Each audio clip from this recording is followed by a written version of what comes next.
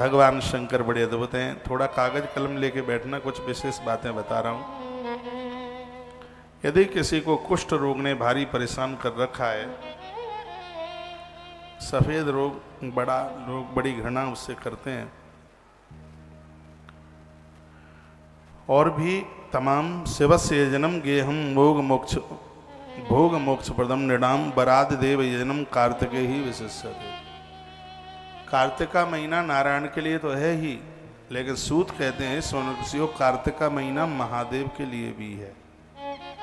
इसमें शंकर की भी पूजा होनी चाहिए। शिवस्य यजनम गेह भोग मोक्ष प्रदम निडाम, शंकर की एक ऐसी आराधना है जो जिंदे जी रहने पर धरती पर भोग यानी संपूर्ण सामग्री, महादेव का भगत है वो भूखों नहीं मरता, कंगाल नहीं जीता, दरिद्रता में नहीं जीता। जो शिव का भगत है उसके पास बहुत कुछ होता है। ये अपने पास तो श्रीमान कुछ रखते नहीं है, सब बांट देते हैं, स्वयं तो मरघट शमशान में रहते हैं, कौड़ी नहीं राखी घर में, सब लुटा देते हैं। ऐसा त्यागी देवता, बड़ी कमाल की बात है।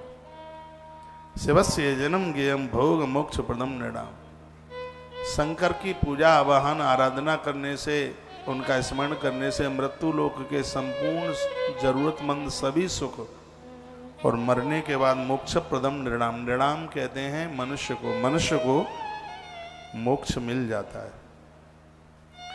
वारादि देव यजनम कार्तिके ही विशिष्यते, कार्तिक के सप्ताह के हर दिन की बात कही गई है, कौन से दिन करने से क्या होगा वो सुन ले। कार्तिकादित्य वारे सुननामादित्य पूजनात् तेल कार्पास दानातु भवेद कुष्ठादि संचया। 49 नंबर का श्लोक है, अध्याय नंबर है 16, विद्येश्वरी संहिता का अध्याय नंबर है 16 और श्लोक नंबर है 49। इसमें सफेद कुष्ठ रोग की बात सूजी महाराज सोनकृषियों को बता रहे हैं, और वो कह रहे हैं कि कार्तिक में रविवार के दिन, क्योंकि सूर्य भगवान के रुष्ट होने पर कुष्ठ रोग होता है, ये बात ध्यान में रहनी चाहिए। इसलिए मैं सूर्य भगवान को अर्घ देने के लिए बहुत ज्यादा बात करता हूँ। उगते हुए सूर्य का दर्शन करने के लिए मैं बहुत बात करता हूँ। सूर्य भगवान की प्रसन्नता होने पर यह बीमारी नहीं रहती। मैंने पूर्व में आपको सूर्य पुराण सुनाया। भगवान श्री कृष्ण के पुत्र थे और उनको कुष्ठ रोग हो गया, जामवंती के बेटा थे, बहुत ज्यादा सुंदर, और भगवान सूर्य देवता की कृपा से वो ठीक हुए।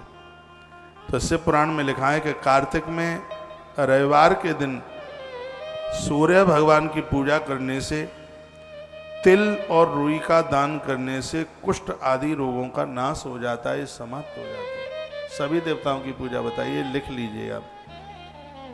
कार्तिक में कोई भी शुक्ल पक्ष कृष्ण पक्ष में कभी भी ये पड़ जाए रविवार, कार्तिक में रविवार के दिन सूर्य भगवान का पूजन करने से, तिल और रुई का दान करने से कुष्ठ रोग की निवृत्ति हो जाती है। कार्तिकादित्य वारेषु निडाम आदित्य पूजनात् तैल कापास दानातु भवेत कुष्ठादि संक्षयम, यानी इस दिन तिल और रुई का दान करने से यह बीमारी समाप्त हो जाती है।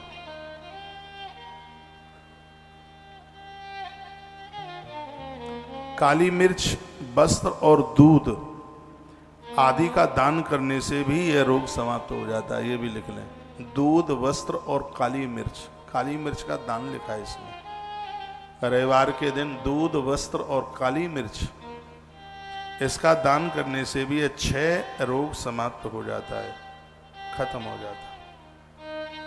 यदि किसी को मृगी आती है तो दीपक और सरसों का दान करने से, सरसों के तेल का दान करने से, और दिया, कार्तिक के महीने में सरसों के तेल का और दीपक का दान करने से मृगी का रोग है वो नष्ट हो जाता है।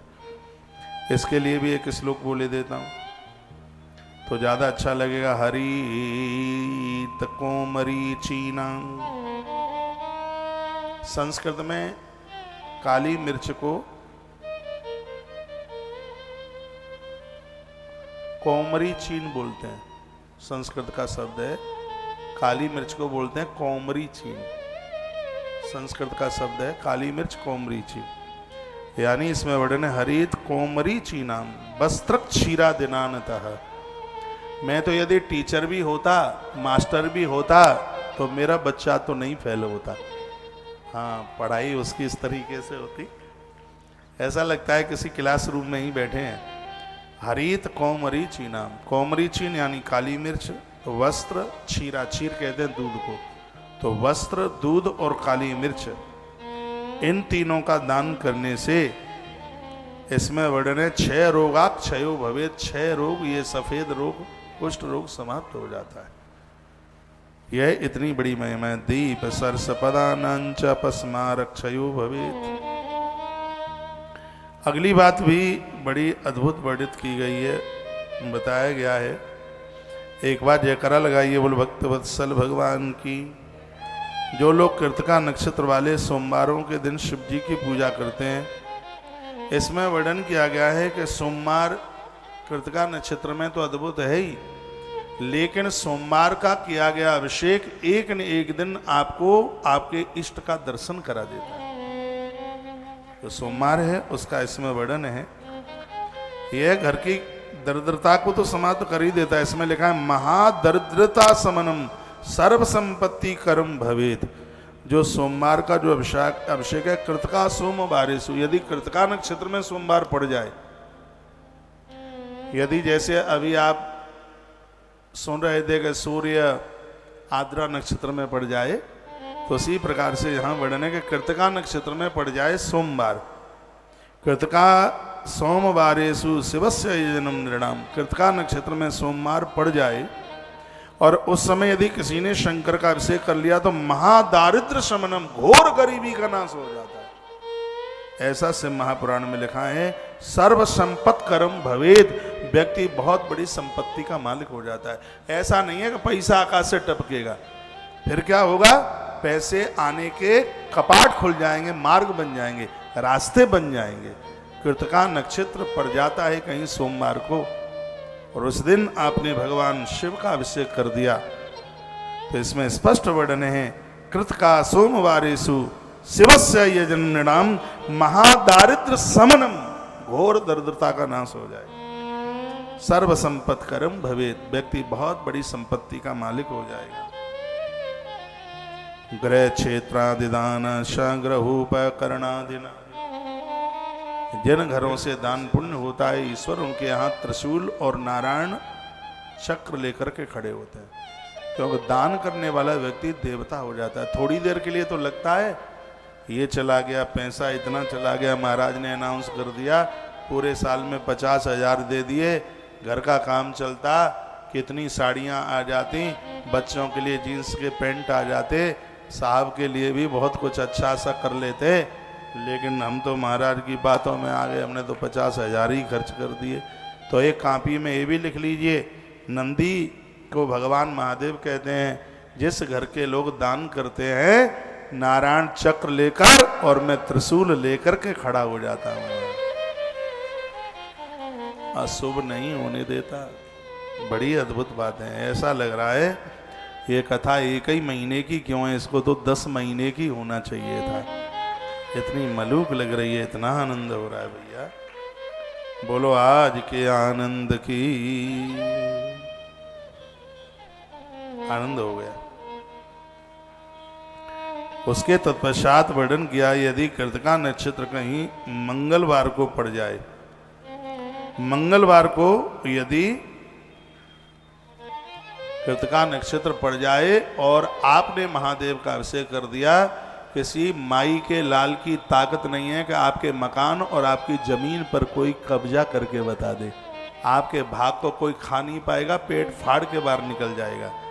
उनका पैसा उसका पैसा बाजार में नहीं मारा जाता, उनका मकान, उनकी दुकान, उसकी प्रॉपर्टी के ऊपर किसी का कब्जा नहीं हो सकता। कृतिका नक्षत्र पड़ जाए मंगलवार को और उस दिन आप कहीं भगवान शंकर का महारुद्राभिषेक कर बैठे, तो इसमें वर्णन किया है कि व्यक्ति एक बहुत बड़ी संपदा का मालिक हो जाता है, बहुत बड़ी जमीन का मालिक हो जाता है।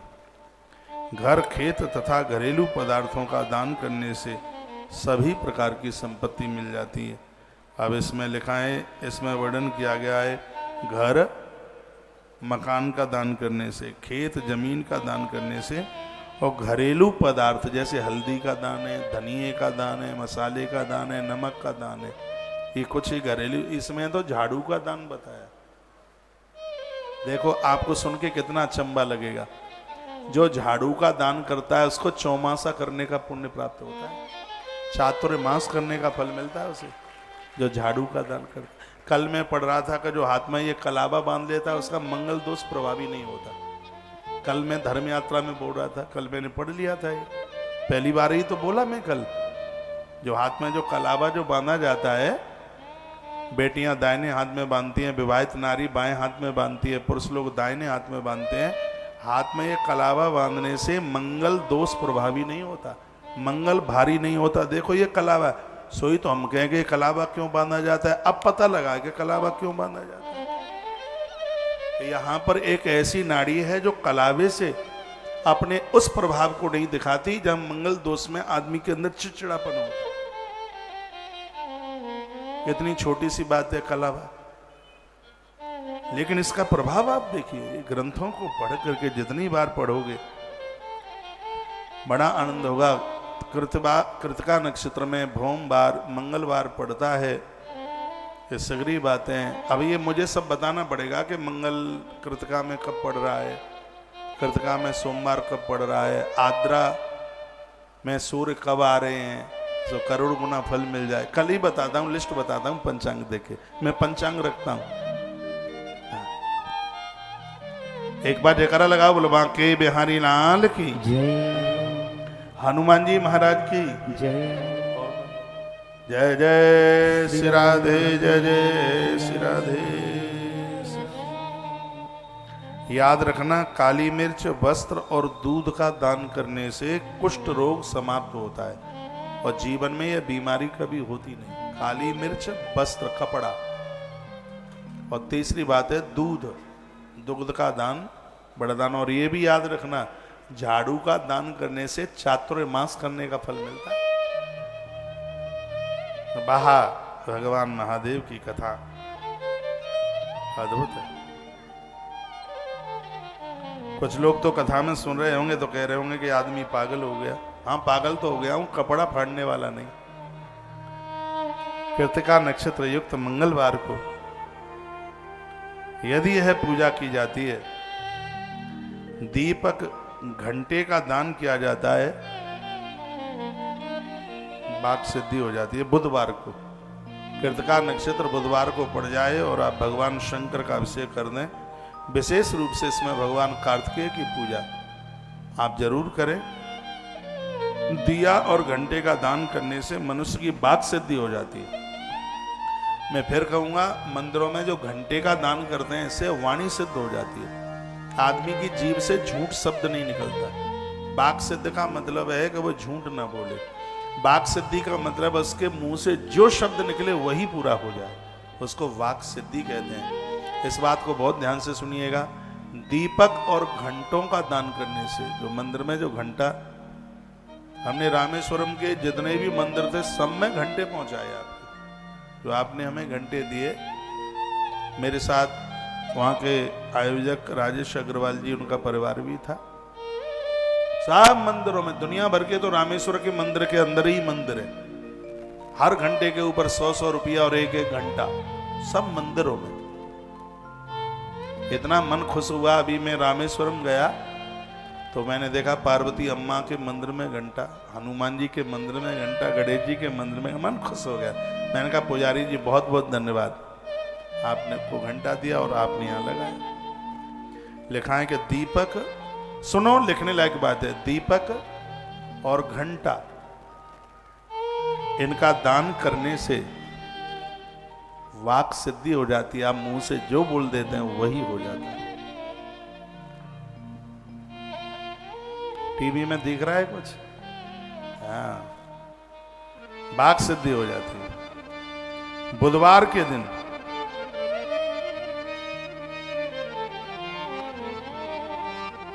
भगवान की पूजा करने से, फूल पान कपूर चंदन आदि से भगवान का वंदन पूजन करने पर छाता,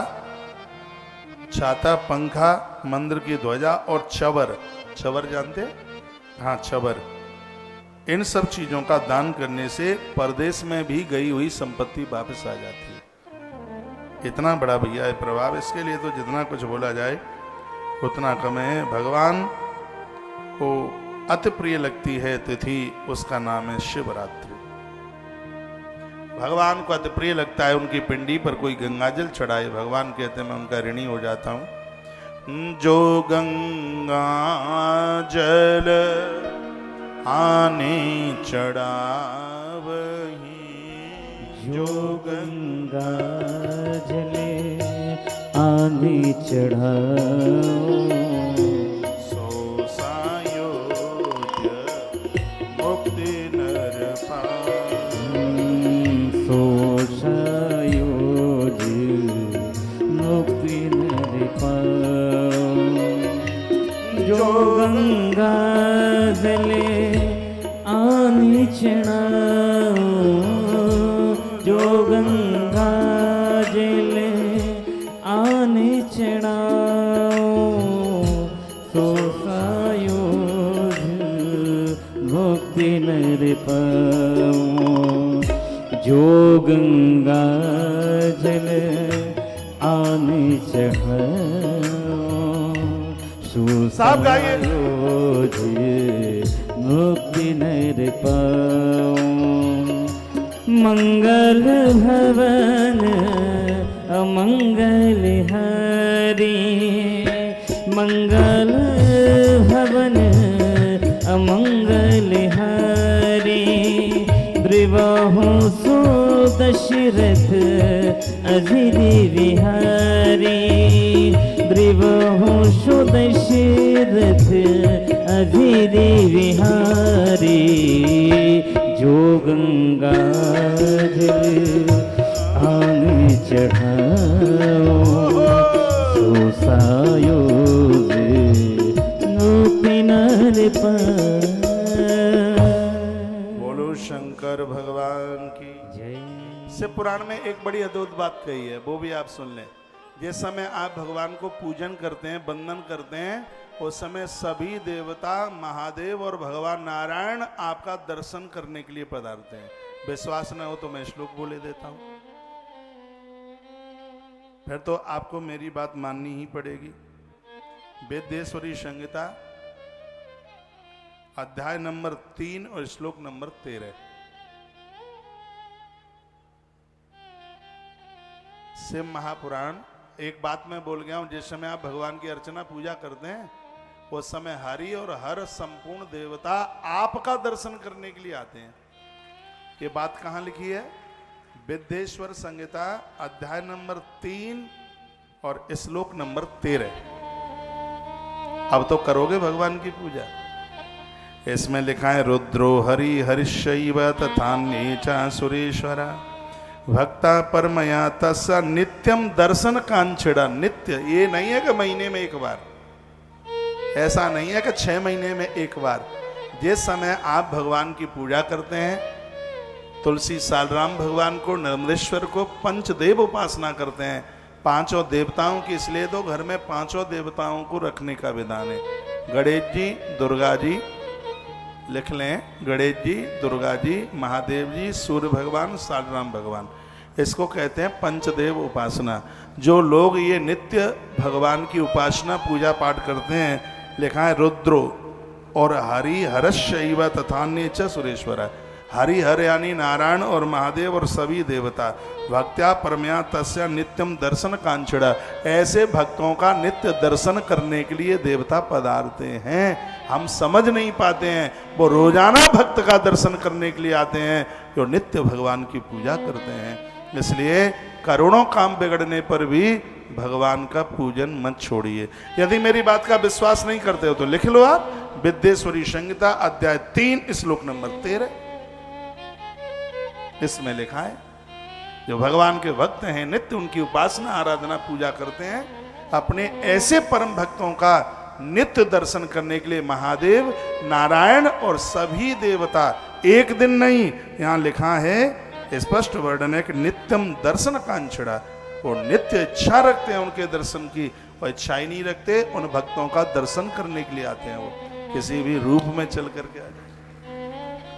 आप कभी पूजा में बैठे हैं और कभी आपका मित्र आ गया, मित्र को तो पता ही नहीं है आने का, भगवान ही आपका मित्र बनकर आपसे मिलके चला जाता है, वही कुछ न कुछ बन के आ जाता है। आप पूजा में बैठे हैं और उसी समय वो कुछ न कुछ बनकर और आपसे मिलके चला गया और आपको पता भी नहीं लगा। इसलिए हम सनातनी लोगों को चाहिए, पहले तो हमें ये बताओ कि बातें समझ में आ रही हैं कि सिगरे बोर हो रहे हैं। यदि बोर हो रहे होंगे तो चैप्टर बदल दूंगा, कुछ और शुरू कर दूंगा, नहीं तो मैं शिव महापुराण से, शिव पुराण का ग्रंथ मेरे सामने खुला हुआ है और मैं टोटली चर्चा उसी में से आपको कर रहा हूं। तो आप जरूर भगवान को नित्य पूजें। आपको बहुत ज़्यादा टाइम नहीं मिलता तो थोड़ा टाइम 10 मिनट निकालिए, लेकिन निकालिए। भगवान के बिना जीवन नहीं। हरि और हर और सभी देवता भक्ति स्वीकार करने वाले, भजन करने वाले, अपने भक्तों से मिलने के लिए वो अभिलाषा रखते हैं। 13 नंबर के श्लोक में लिखा है, भगवान अपने उन भक्तों को मिलने के लिए आते हैं। शिवजी में भक्ति रखने से मनुष्य मुक्त हो जाता है, ये 14 नंबर के श्लोक में लिखा है। संसार के बंधनों से मुक्त हो जाता है। श्लोक बोले देता हूं, 14 नंबर का श्लोक है। इसमें लिखा है कि इसमें वर्णन है, अयहम तो पर्या भक्ता दृश्यते किमुक्तेन शिवे भक्ता विमुच्यते। शिवे भक्ता विमुच्यते, शंकर के प्रति श्रद्धा रखने वाले लोग संसार बंधनों से मुक्त हो जाते हैं। उनकी मौत नहीं बिगड़ती, उनका अंत बिगड़ता नहीं है कैसे भी।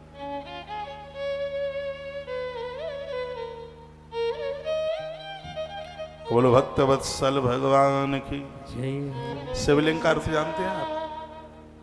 शिव माने कल्याण, लिंग माने संसार।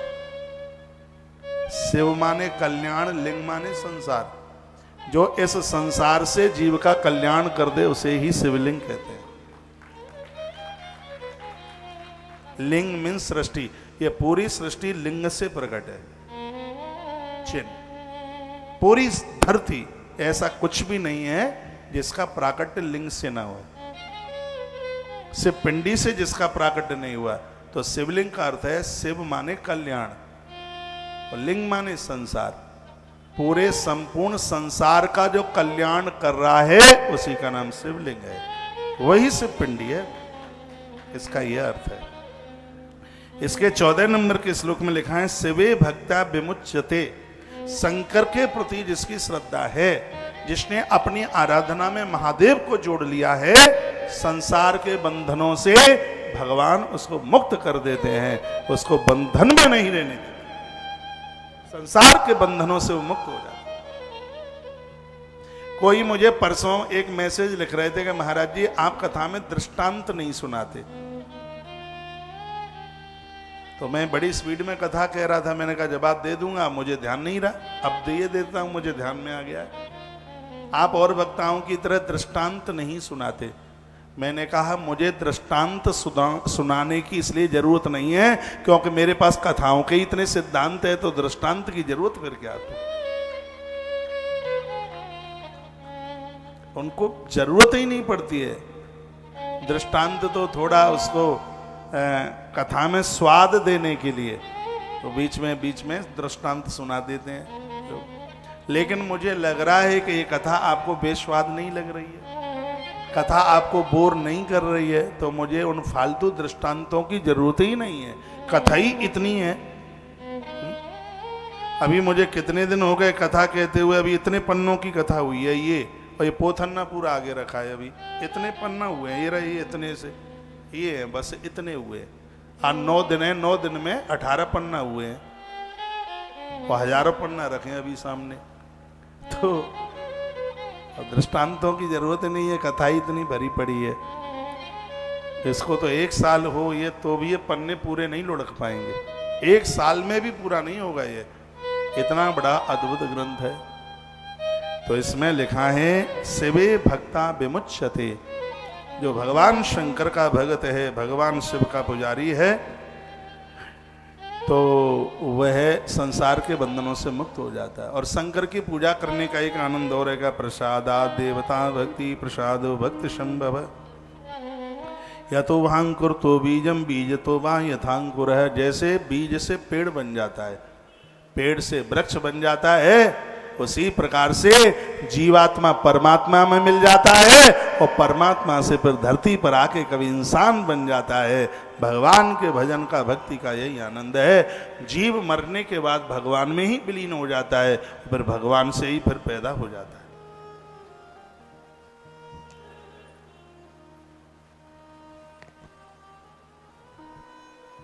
आनंद हो रहा है।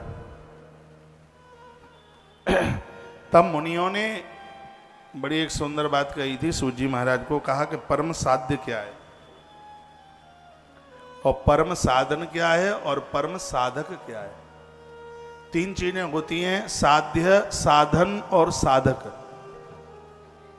और आप में बहुत कम लोग ऐसे होंगे जिनको पता हो कि साध्य किसे कहते हैं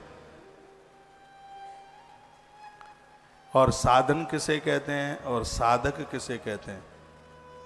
तो तीनों की चर्चा की गई है, वो बात मैं आपके बीच में रखे देता हूं। साध्य क्या है? ब्रह्मोवाचा, ब्रह्मा जी सुना रहे हैं, साध्यम शिव पद प्राप्ति साधनम तस्य सेवनम साधका तत्प्रसादादो नित्यादि फल निष्प्रिय। ये लिखने लायक बात है यदि आप लिख लें तो। यदि मैं कोई लिखने के लिए कहूं तो बात ज्यादा ही विशेष है। पूछा गया है कि साध्य क्या है और साधन क्या है और साधक क्या है। ये तीनों की जोड़ी है, साध्य, साधक, साध्य, साधन और साधक। तो वर्णन कराया जा रहा है, बताया जा रहा है कि साध्य क्या है। तो वर्णन किया गया कि शिव पद की प्राप्ति, यानी भगवान के चरणों की हमें और आपको प्राप्ति हो जाए, हमें भगवान मिल जाए, हम उनके चरणों तक पहुंच जाएं किसी न किसी प्रकार से, यह हमारा साध्य है। इसे साध्य कहते हैं। साधन क्या है? नवदा भक्ति के द्वारा हम भगवान की सेवा में लग जाएं। ये साधन है। आप पाठ करते हैं, जप करते हैं, होम करते हैं, मंदिर जाते हैं, चार धाम की यात्रा करने को जाते हैं, ये सब साधन में आता है, ये सब साधन है। तो बड़ा अच्छा वर्णन किया गया है इसमें, बहुत अच्छा कहा गया, अच्छा बताया गया। मुक्ति साधनकम ज्ञानम नोदेति परमाद्भुतम तपश्चराम मुक्त्यर्थम न जाने तत्र कारणम। जब महापुरुषों ने विधाता ब्रह्मा जी को पूछा था कि हम तो सब इसके बारे में जानते नहीं हैं, यह सब आपको बताना पड़ेगा, तो विधाता ब्रह्मा कहते हैं कि भगवान का धाम मिल जाए, उनके चरण मिल जाए, उसको साध्य कहते हैं। ईश्वर को प्राप्त करने के लिए 9 सूत्र हैं, नवदा भक्ति का इसमें वर्णन है। हाँ, तो पूछा है कि भगवान के साध्य यानी उस धाम की प्राप्ति कैसे होगी, तो इसमें 3 बातें बताई हैं, वो आप लिख लें। इससे भगवान का धाम मिल जाएगा, 3 चीजों से भगवान के चरण पद मिल जाएंगे। क्या क्या है? मनसा मननम तस्या महासाधन मुच्यते श्रोतव्या कीर्तव्य स मंतव्य स महेश्वर। साधन में 3 चीजें हैं। भगवान का धाम कैसे मिलेगा? 3 चीजें जीवन में उतर के आ जाएं। क्या क्या है? तीनों का वर्णन किया गया है भैया। इसमें एक का नाम है श्रवण, एक का नाम है मनन और एक का नाम है कीर्तन। इसको महासाधन कहते हैं। एक है इसमें श्रवण, ये भगवान की आप कथाएं सुन रहे हैं, शिव महापुराण में स्टाम्प लगा करके बात कही गई है, इससे परम पद मिलेगा। श्रवणम मनसा मननम तस्या महासाधन मुच्यते लिखा है, ये महासाधन है। साध्य क्या है? भगवत चरणों की प्राप्ति ही साध्य है। और साधन क्या है? जिन चीजों के द्वारा आप भगवान की सेवा में लग जाएं, जिन चीजों के द्वारा उसे प्राप्त कर लें, उसे साधन कहते हैं। आपको आगरा जाना है, कौन जा रहा है? केशव देव जी दिल्ली जा रहे हैं। काहे से जा रहे हैं? कार में बैठ के जा रहे हैं। तो इसमें जो दिल्ली है वो साध्य है, और जो कार है वो साधन है, और जो उसमें बैठ करके जा रहा है वो साधक है। समझ रहे हैं आप? जहां वो पहुंचे हैं वह है साध्य, और जो पहुंचा रहा है वह है साधन, और जो जा रहा है वह है साधक। तो भगवान के धाम में पहुंच जाना वो साध्य है। श्रवण और कीर्तन और मनन के जहाज पर बैठ जाना ये साधन है। हम और आप जो बैठ के जा रहे हैं वो साधक हैं।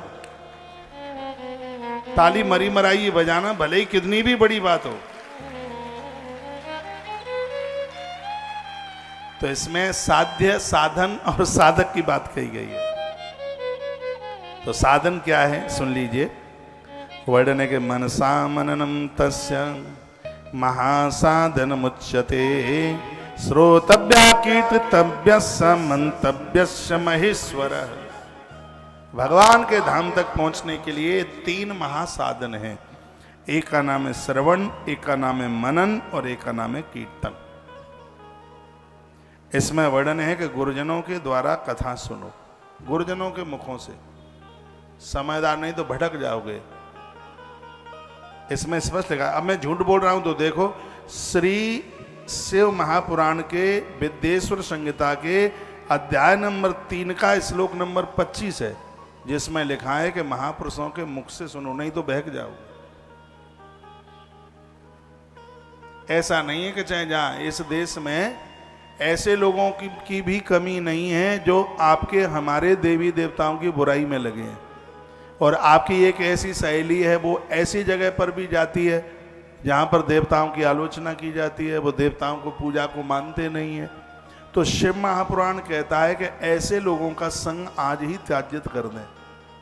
वो जहां आपको लेके जा रहे हैं उनके मुख से आपको सुनना ही नहीं है।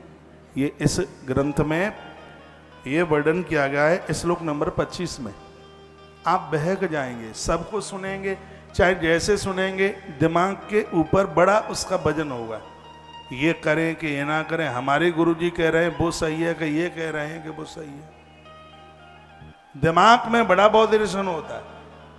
तो यहां भगवान शंकर का यह पुराण कहता है, क्या कहता है, गुरु एक क्यों बनाया जाता है? आप बहके नहीं इसलिए। जैसे गैया को खूंटा चाहिए, हमें एक गुरु चाहिए। इसमें वर्णन किया गया, इतना अच्छी बात कही है, तस्मा श्रवण मेवादु श्रुत्वा गुरुमुखात बुधः। यदि आप समझदार हैं तो ये बातें गुरुमुख से सुने। क्या सुने? श्रवण। वो जो कह रहे हैं हृदय स्वीकार करता है कि वो ठीक कह रहे हैं, क्योंकि जीवन का एक ऐसा रिश्ता है गुरु और शिष्य का। लोग 60-60 साल के हो जाते हैं और वो गुरु दीक्षा नहीं ले पाते। क्यों नहीं ले पाते? वो इसलिए नहीं ले पाते कि वो जिस हिसाब के हैं उनको अभी वह गुरु मिला नहीं है। और जब उस ईश्वर की कृपा होती है और संयोग बनता है, और जो हमारे समाधान के लायक होता है, परमात्मा की कृपा के द्वारा वह हमें गुरु के रूप में मिल जाता है। फिर उनसे मंत्र दीक्षा ले लेते हैं, उनकी बातें सुनते हैं, उनको हमें सुनते हैं, तो हमारा कल्याण हो जाता है। तो इसमें यही बात कही गई है, श्रुत्वा गुरुमुखात बुधः। जो ये बातें हैं सूत सौनक्षियों को ब्रह्मा जी मुनियों को बता रहे हैं, तस्मात् श्रवणमेवादौ श्रुत्वा गुरुमुखात बुधः। अब आप ऐसे लोगों को आप सुनेंगे जो हमारे देवी देवताओं के विरोध में लगे, उल्टा पुल्टा उनको कहते हैं, और आप अपनी सहेली के संग चले गए ऐसे सत्संग में, ऐसे प्रवचन में। काय का सत्संग है?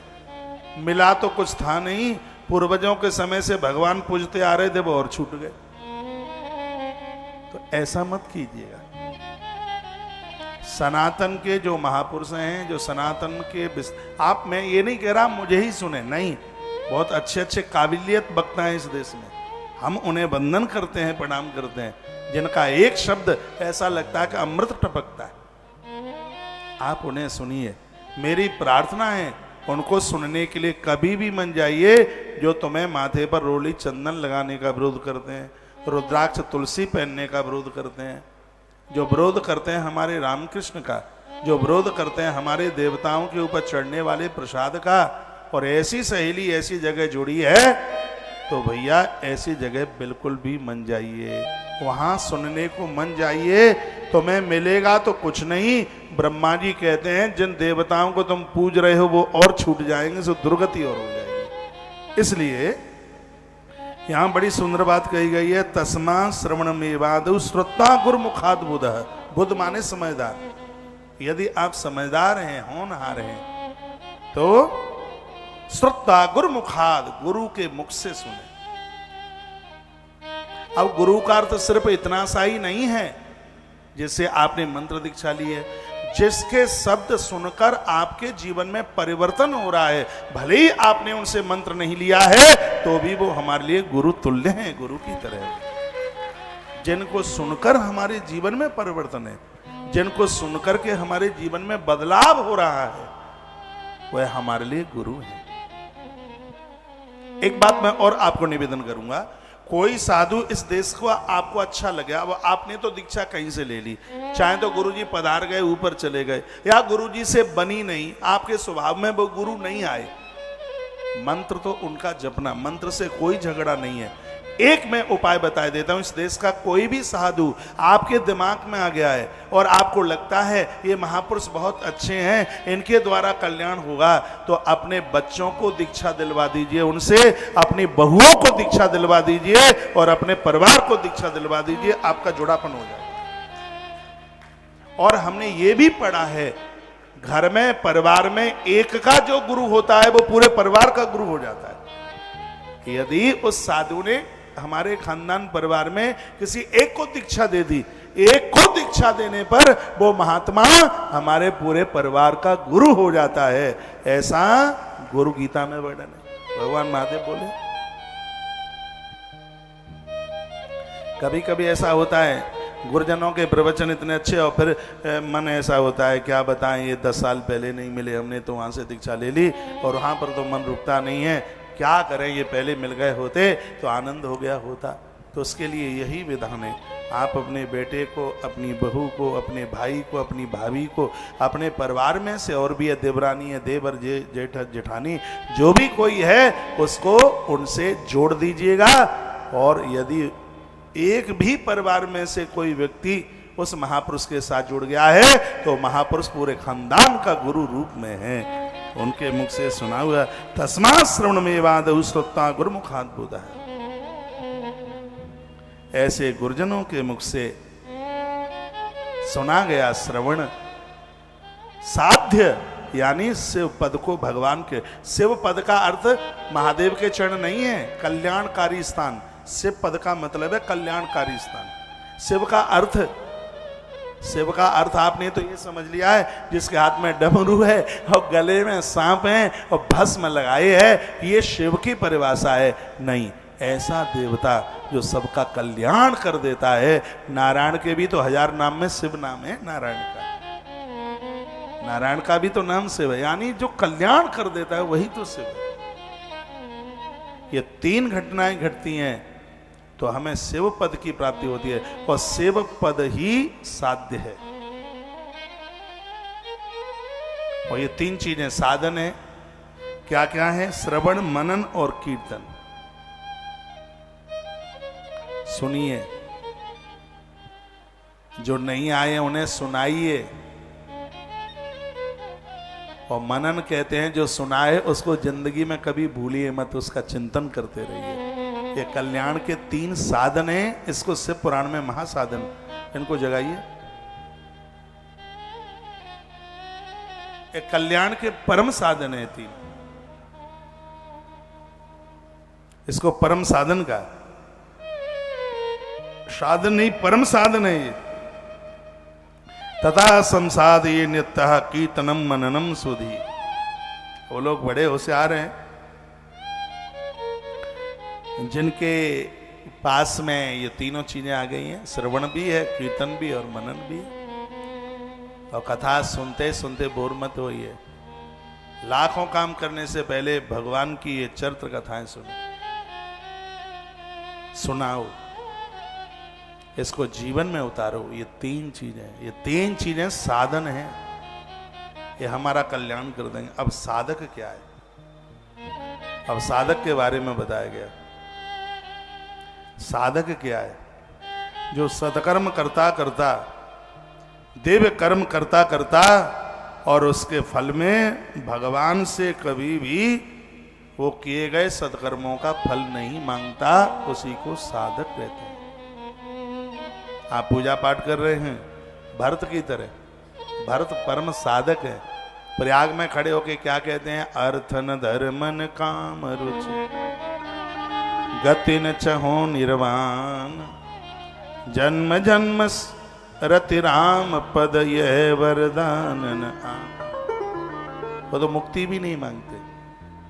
जो निष्काम भाव से भगवान की सेवा में लगे हुए हैं, परमात्मा से कुछ भी नहीं मांगते, वही परम साधक है।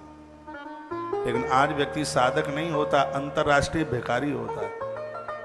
ये भी दे दो, ये भी दे दो, लगता है हमारे बाप का नौकर है ना, सब काम करा लो उससे, ये भी दे दो, ये भी दे दो, ये भी दे दो। तो क्या सुंदर बात कही है, जो अपने किए गए सत्कर्मों का फल नहीं भोगना चाहता, ईश्वर से कभी फल मांगता ही नहीं है। भगवान भले ही उसको कुछ भी दे दे, लेकिन वो कोई इच्छा जाहिर नहीं करता। गीता भी तो इसी के ऊपर लिखी गई है, कर्म करने में स्वतंत्र हो, फल मत मांगो। एक बाप को 4 बेटे होते हैं, तो ऐसे साधारण से बाप को चारों बच्चों की फिक्र होती है, तो वो तो सबका पिता है, क्या उसको फिक्र नहीं होगी? उसको बहुत फिक्र होगी। जो सत्कर्म करने के तत्पश्चात ईश्वर से कुछ मांगता नहीं है, उसको परिपक्व साधक कहते हैं। जो कथाओं को सुनते हैं, मनन करते हैं, दूसरों को सुना करके उनका रास्ता बदल देते हैं, उनको धर्म मार्ग पर ले आते हैं, इसको साधन कहते हैं। और साधन के द्वारा परमात्मा का धाम, उसका स्थान मिल जाता है, उसको साध्य कहते हैं। जैसे नदी को पार करने के लिए नाव चाहिए, उसी प्रकार से संसार को पार करने के लिए साधन चाहिए। नदी के उस पार किनारा है, भव सागर के उस पार भी परमात्मा का धाम है, और जहां पहुंच करके व्यक्ति बहुत आनंद मनाता है, वहां से लौटने का मन ही नहीं होता। उस ईश्वर का दरबार ही ऐसा है, उसको साध्य के नाम से जाना गया। और मुझे विश्वास है कि मेरी कही गई पूरी बातें आपकी समझ में जरूर आ रही हो। किसी ने पूछा, भगतों कोई बता दो कि एकादशी कब की है? कल की है। और कब की है? कल रविवार की है एकादशी, 11 कल की है। और तीर्थ में आप एकादशी कर रहे हैं, बहुत ज्यादा प्रभाव है। भले ही आप एकादशी नहीं करते हैं और तीर्थ में 11 पड़ रही है, काम का एकादशी होनी चाहिए। तो कल की है एकादशी है, और सावन मास की एकादशी है, 11 है।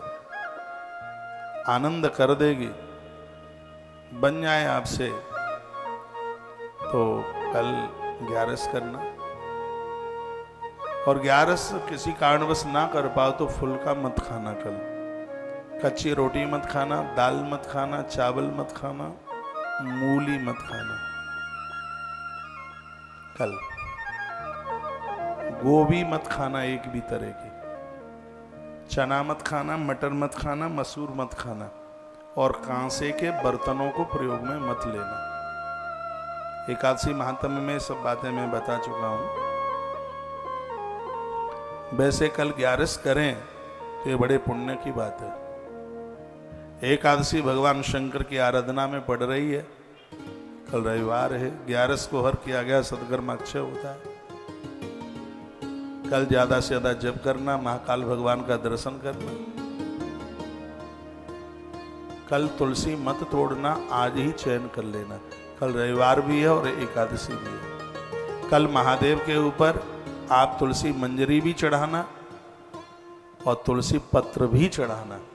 भगवान की कृपा से सब आनंद होगा। तुलसी को, पेड़ को नहीं छुएं, वृक्ष को नहीं छुए, तुलसी तोड़े नहीं। उसकी व्यवस्था ग्रंथों में है, एक दिन पहले से वो व्यवस्था कर ली जाती है।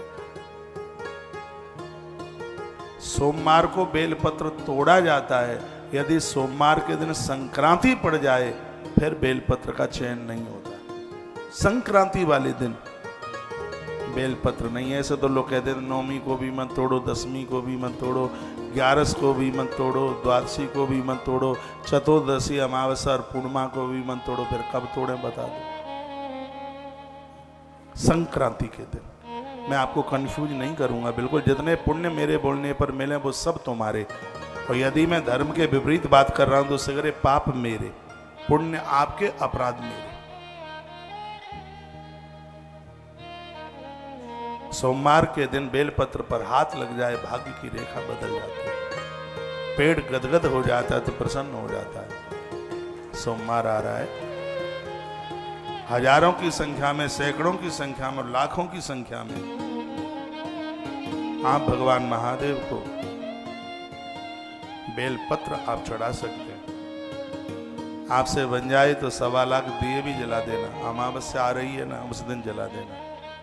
1.25 लाख दिए एक परात में घी में डुबो देना, बत्ती, और एक परात में रख देना, थोड़ा कपूर डालना, उस पर चिंगारी लगा देना, सगरे दिए एक साथ जल जाएंगे। महादेव आपके 1.25 लाख दिए स्वीकार कर लेंगे। वैसे 1.25 लाख कैसे जला पाओगे?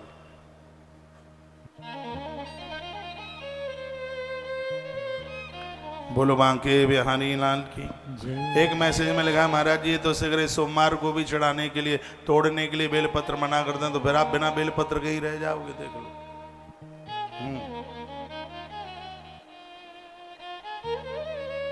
आगे बढ़ रहा हूं मैं।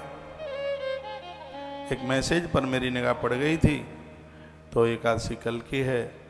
जितने भी बाहर से मुझे बहन भाई लोग सुन पा रहे हैं, कल आप अवंतिका उज्जैन पहुंचकर कल 11 से यहाँ कर लीजिए, इस अनुष्ठान का आनंद ले लीजिए। और परसों सोमवार, सावन का दूसरा सोमवार, भगवान की महासवारी निकलती है, महाकाल भगवान की, उसका भी आप दर्शन कर लीजिए। मुझे मराठा वाले भक्त लोग सुन पा रहे हों तो 17 अगस्त से 27 अगस्त तक अद्भुत रुद्राष्टक राम कथा, तो नमामि शमीशान आज चर्चा सुन रहे थे ना, यह राम कथा भगवान त्र्यंबक नाथ के चरणों से, नासिक से 11 दिन का यह अनुष्ठान आप सुनेंगे। वहां भी ऐसे ही महारुद्राभिषेक होगा।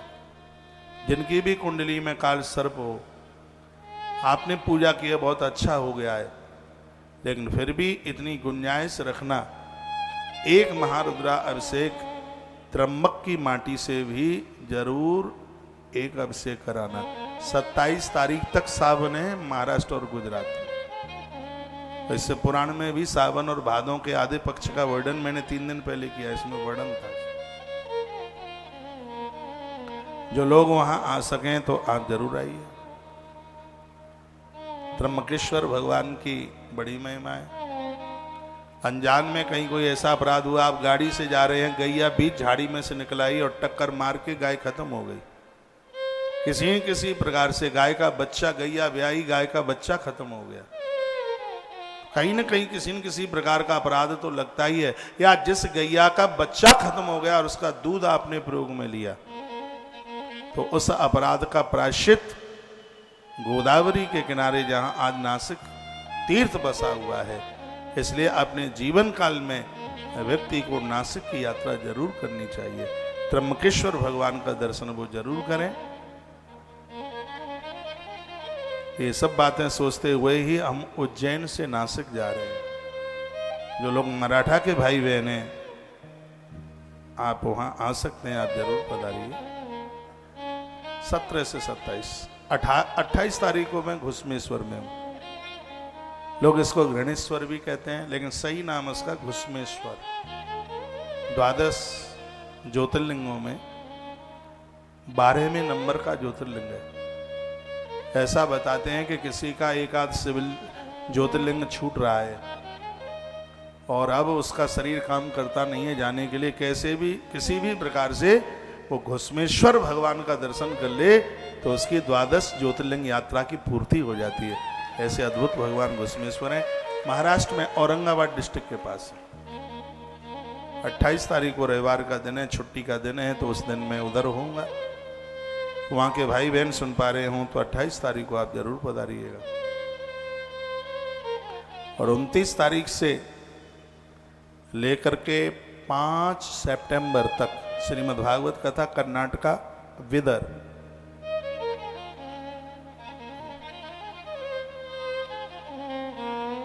कर्नाटक का जिला है, तो वहां पर श्रीमद् भागवत जी का आयोजन है। वहां के जो लोग हैं वो वहां आकर के सुनिए कथा का आनंद। 13 तारीख तक यहाँ कथा है। 13 को पूर्णाहुति का दिन है, शनिवार है। आप सब लोग पधारें। हवन की बड़ी महिमा है। 14 तारीख को मैं इसी स्थान से भोर में थोड़ा जल्दी निकलूंगा और ओमकारेश्वर पहुंचूंगा। नाव में बैठ के आपको नर्मदा महात्म्य सुनाया जाएगा। वहाँ के आसपास के धार, महेश्वर और भी वहाँ की आसपास की जगह जहाँ मैंने कथाएं करी हैं, आप ओमकारेश्वर जरूर पधारिएगा।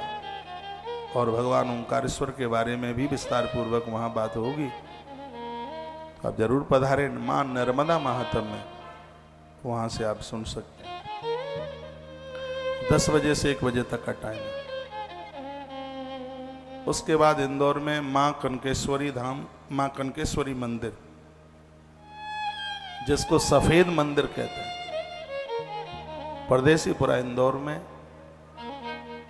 मैंने तो 3 बजे का अनाउंस किया था, लेकिन उस कार्यक्रम का टाइम उन्होंने 2 बजे से रखा है। 2 बजे से 6 बजे तक आप माँ कनकेश्वरी मंदिर पधारिए और उसमें माँ अहिल्याबाई की जीवनी, शक्ति महिमा, एक नारी के नारित्व का श्रवण आप करेंगे वहां से। यह भी प्रवचन हल्ला बोल होगा इंदौर का। ये संपूर्ण कार्यक्रम कैंसर हॉस्पिटल के लिए हो रहे हैं। और इंदौर के इस कार्यक्रम में तो 29 दिसंबर से 8 जनवरी तक होने वाला एक विराट आयोजन इंदौर की धरती पर होगा, तो उसकी एक व्यवस्था बैठक भी है। वहाँ के भाई बहन भक्त लोग हमें सुन पा रहे हों, आप जरूर पधारिए। 15 तारीख को सुबह इंदौर से मुंबई के लिए प्रस्थान, और वहाँ लगभग 11 तो बज ही जाएंगे। एक ही दिन का कार्यक्रम है। कांदीवली ठाकुर कॉम्प्लेक्स, ठाकुर विलेज, और दूसरे तले पर अद्भुत आयोजन है, एक दिन का है। उसमें सिद्धि विनायक की बात और अपना भारत, यह दोनों चर्चा कर लेंगे। और ये मैं आपको बता दूंगा, इंदौर का कार्यक्रम और मुंबई का कार्यक्रम ये संस्कार टीवी पर प्रसारित होगा। कल मैं इसके टाइमिंग्स की सूचना आपको दे दूंगा। और फिर 16 तारीख को तो मैं मुंबई में ही हूँ। दोपहर के बाद निकलना होगा, शाम तक नासिक पहुँचूँगा। तो 16 का भी कार्यक्रम आप वहीं से सुनेंगे, मुंबई से ही। और उसके तत्पश्चात में फिर हम निकल जाएंगे, रात्रि तक पहुँच जाएंगे नासिक। 17 से फिर हल्ला बोल राम कथा आप सुनेंगे। इदलापुर कर्नाटका में 5 तारीख को कथा पूरी होगी। 6 तारीख को हैदराबाद, 6 तारीख एक दिन हैदराबाद। और 7 और 8, 6 तारीख को खाटू श्याम महिमा हैदराबाद से सुनिए आप।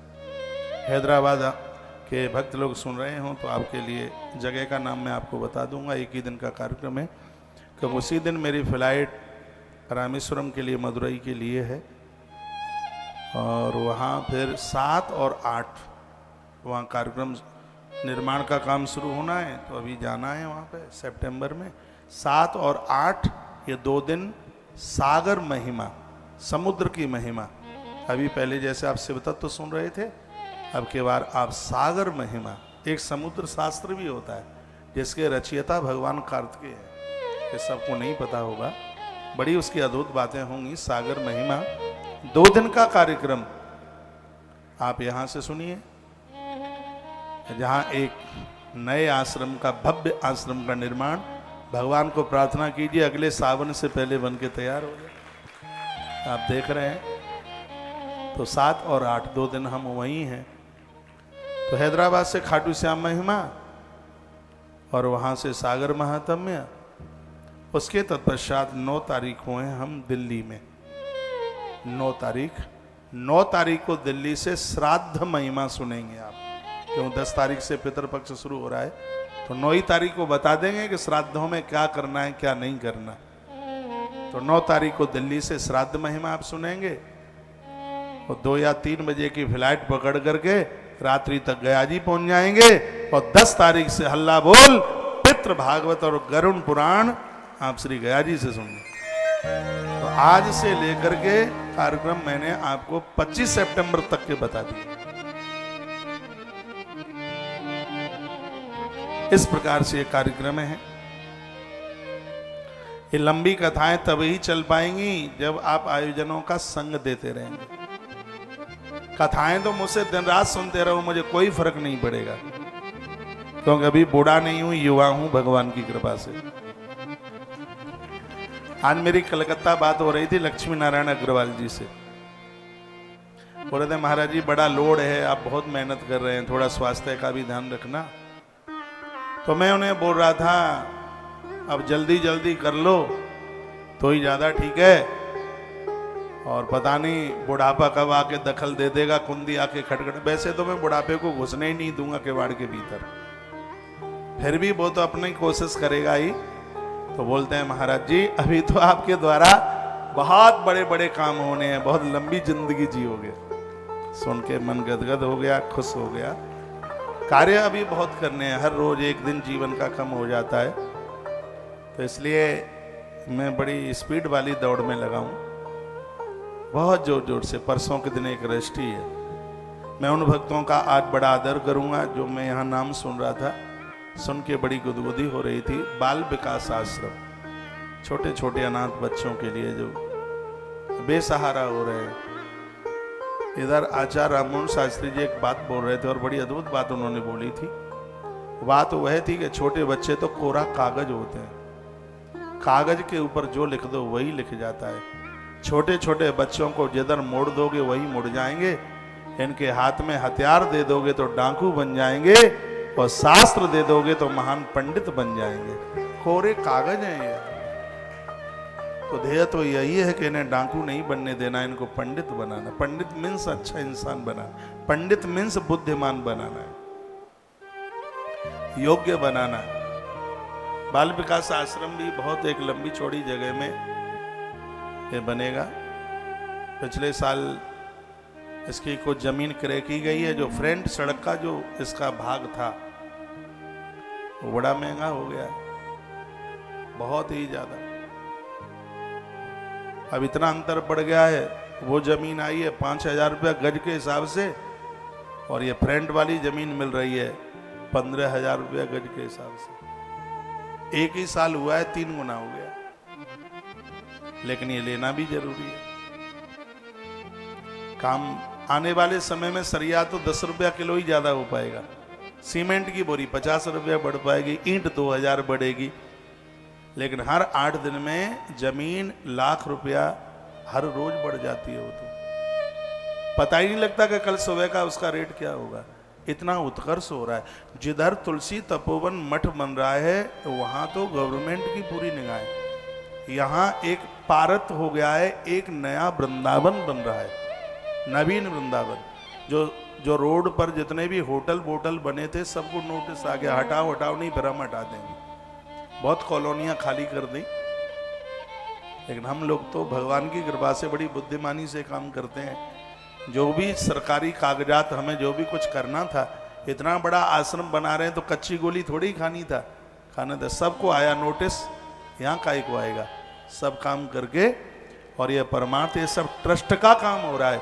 यदि ये पर्सनल कोई काम होता तो इसको भी हटा दिया जाता, लेकिन ये तो काम ट्रस्ट का है, संस्था का काम है। और इस जगह के लिए लोग तरसेंगे। इतना बड़ा डेवलपमेंट यहाँ की केंद्र की सरकार लेके आ रही है। एयरपोर्ट का रास्ता 40 मिनट का है, वहां से जेवर 40 मिनट बस। आगरा कान के ऊपर है, लखनऊ 3 घंटा, जयपुर 3.5 घंटा वहां से। ऐसी जगह पर यह आश्रम, और सच तो यही मुझे लगता है कि वृंदावन में आने वाले समय में 10,000 रुपया पर रात को भी कमरा नहीं मिलेगा, लेकिन तुलसी तपोवन मठ के 1,000 कमरे भक्तों के काम में आ रहे होंगे। इतना बड़ा निर्माण हो जाएगा। इतनी जमीन 8 गौ माता के पास में, संपूर्ण रष्टि गौ माता के नाम है।